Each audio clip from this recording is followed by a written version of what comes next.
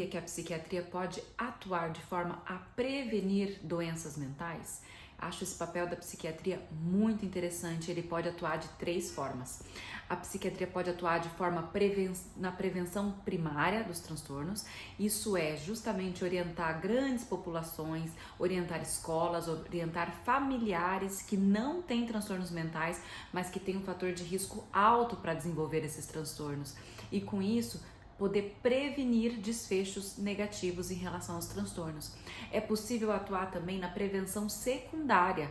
A prevenção secundária é justamente tratar os transtornos mentais precocemente, por exemplo, na infância, adolescência, caso ele já apareça desde muito cedo.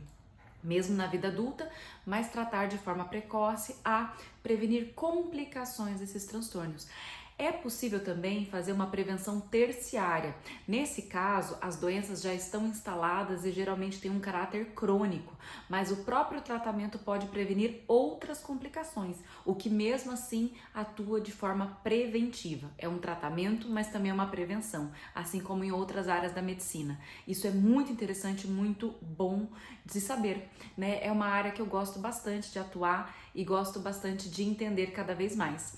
E falando sobre prevenção primária, como esse é um fator de risco interessante para bastante pessoas que não sabem exatamente como agir, então, por exemplo, se a pessoa tem um familiar de primeiro grau com transtorno mental grave, como esquizofrenia, transtorno bipolar, uso e abuso de substâncias químicas, álcool e outras drogas, é muito interessante tomar alguns cuidados a mais. Então, esses cuidados podem ser valorizar mais o ritmo circadiano, então evitar baladas ou coisas que quebrem muito esse ritmo. Também é interessante avaliar a própria profissão, não investir em profissões que quebrem completamente o ritmo circadiano, como por exemplo comissários de bordo, pilotos, ou por exemplo médicos que fazem plantão excessivamente, né? Não que todos façam, mas que de certa forma alguns podem atuar dessa forma, que pode ser um fator de risco a mais em quem já tem fator de risco alto para transtornos mentais.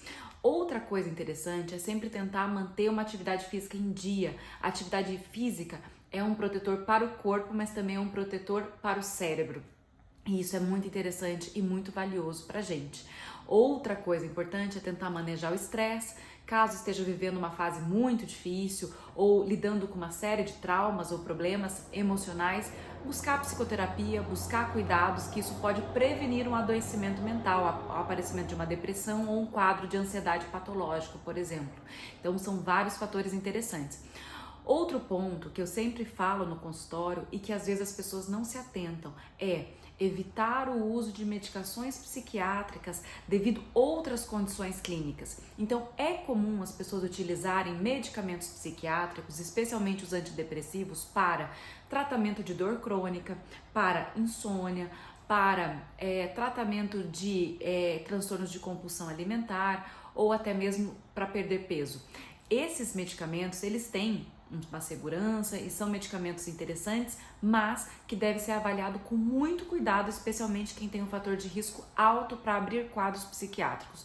Então, assim, não utilizar medicamentos psiquiátricos com não especialistas. Então, acho que esse é um outro cuidado a mais que pode proteger muita gente de desfechos bem negativos. Além de não utilizar medicações com médicos, né, que não sejam psiquiatras, outra coisa importante é não se automedicar, né? Não automedicar insônia, não automedicar dificuldades de atenção, não automedicar ansiedade, com diversas substâncias que as pessoas encontram por aí. Esse é um ponto também super importante e super preventivo na saúde mental. E cuidar de várias fases da vida, especialmente na mulher, tem fases da vida que o risco de adoecimento é maior.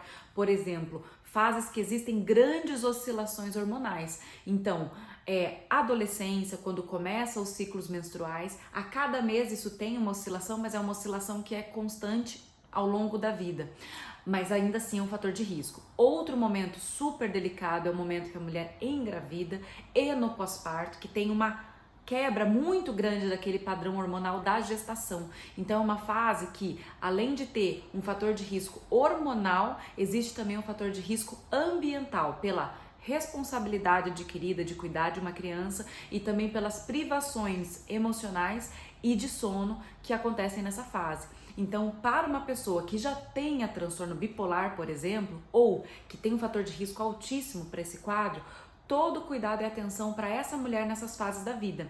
Ela pode ter um quadro de depressão pós-parto, ou pode ter um quadro significativo de mania ou psicose pós-parto, que são quadros emergenciais que pode pôr em risco a vida da mulher e do bebê. Então, esses momentos, para quem tem um fator de risco alto, é importante reforçar a rede de apoio e essa rede de apoio apoiar a mulher a dormir, a ter organizações do ciclo circadiano, mesmo que isso não seja comum para todo mundo, né? Para essa pessoa, esse reforço de cuidados tem que ser maior. Então, assim, esses cuidados gerais servem para todo mundo, né? Todo mundo que queira cuidar da saúde mental, mas para quem tem um fator de risco maior, eles são fundamentais para permitir uma qualidade de vida por muito tempo, tá bom? É isso, um abraço, obrigada pela atenção.